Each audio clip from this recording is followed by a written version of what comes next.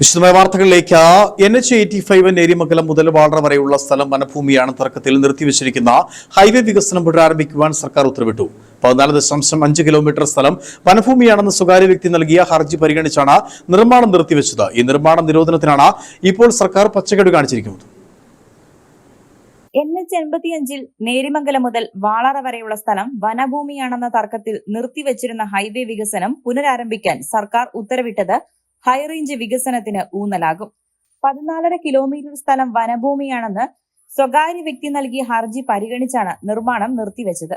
ഇത് വനഭൂമിയാണെന്ന് മുൻ സർക്കാരിന്റെ അഡീഷണൽ ചീഫ് സെക്രട്ടറി കത്ത് നൽകിയതും നിർമ്മാണ നിരോധനത്തിന് കാരണമായി. പുതിയ സർക്കാർ അധികാരത്തിലെത്തിയ ഉടൻ വിഷയത്തിൽ അനുകൂല നടപടിയുണ്ടായതിൽ ജില്ല ആഹ്ലാദത്തിലാണ്.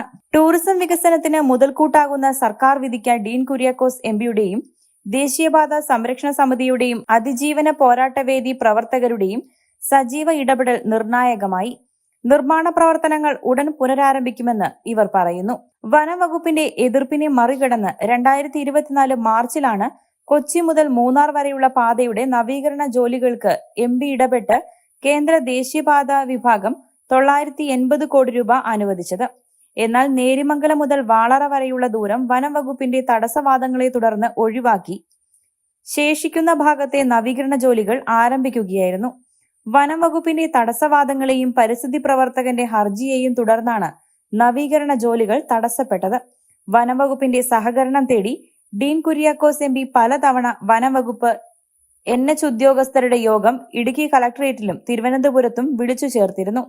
എന്നാൽ വിട്ടുവീഴ്ചയില്ലാത്ത സമീപനമാണ് വനം വകുപ്പ് സ്വീകരിച്ചത്. ഇതോടെ വനം വകുപ്പിന്റെ തടസ്സവാദങ്ങൾക്കെതിരെ സംഘടനാ നേതാക്കൾ അടിമാലിയിൽ യോഗം ചേർന്ന് 2 വർഷം മുമ്പ് ദേശീയപാത സംരക്ഷണ സമിതിക്ക് രൂപം നൽകി പ്രക്ഷോഭം തുടങ്ങി. നിരന്തരമായ പ്രതിഷേധങ്ങൾക്കൊടുവിലാണ് ഇപ്പോൾ അനുകൂല ഉത്തരവ് നേടിയെടുത്തത്. News bureau, Adimali.